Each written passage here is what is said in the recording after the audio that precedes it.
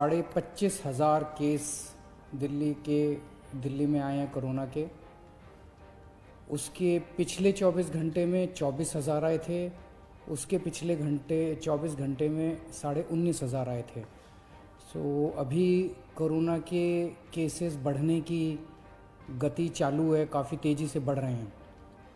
ज़्यादा चिंता की बात यह है कि पिछले 24 घंटे में पॉजिटिविटी रेट बढ़ के लगभग 30% हो गया है, जबकि ये उसके पिछले 24 घंटे में केवल 24% था। 24% से बढ़ के 30% पॉजिटिविटी रेट हो गया। बहुत ज़्यादा तेज़ी से केसेस बढ़ रहे हैं। अभी पूरे दिल्ली का अगर जायज़ा लिया जाए तो जो कोरोना के लिए बेड रिज़र्व हैं, वो बेड काफ़ी तेज़ी से ख़त्म होते जा रहे हैं। पेशेंट्स बहुत तेज़ी से मरीज़ जो हैं वो अस्पतालों में जा रहे हैं। आईसीयू बेड्स की खासकर काफ़ी कमी हो गई है। लगभग सारे दिल्ली के आईसीयू बेड्स मिला के 100 से भी कम आईसीयू बेड्स पूरे दिल्ली में बचे हैं। ऑक्सीजन की भी काफ़ी कमी है। कल रात को एक प्राइवेट हॉस्पिटल ने हमें बताया कि उनके यहाँ काफ़ी ज़्यादा कमी हो गई थी, जिसकी वजह से त्रासदी होते होते बची। ये हम लगातार केंद्र सरकार के संपर्क में भी हैं, उनसे भी मदद मांग रहे हैं, उनसे मदद मिल रही है। जो मदद अभी तक हमें उनसे मिली है उसके लिए हम उनका शुक्रिया भी अदा करते हैं। और कल मेरी शाम को डॉक्टर हर्षवर्धन से भी बात हुई थी। उनको भी मैंने बताया कि हमें बेड्स की और ऑक्सीजन की बहुत ज़्यादा ज़रूरत है।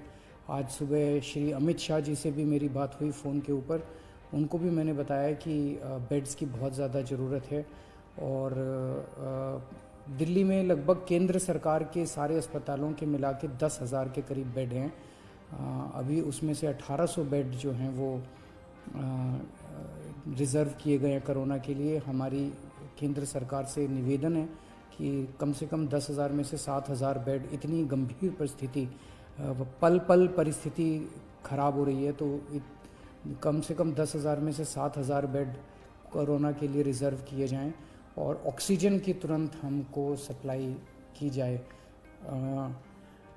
दिल्ली सरकार की तरफ से हम 6,000 अगले 2-3 दिन के अंदर, मैं उम्मीद करता हूं कि 6,000 से ज़्यादा बेड्स, हम ऑक्सीजन बेड्स हम तैयार कर लेंगे। और जैसा मैंने बताया, आईसीयू बेड्स की कमी है। आईसीयू बेड्स की कमी, ICU beds as it is तो हम कितने बढ़ा पाएंगे उसकी एक सीमा है, लेकिन देखने में आया कि अधिकतर मरीजों को हाई फ्लो ऑक्सीजन की ज़रूरत होती है।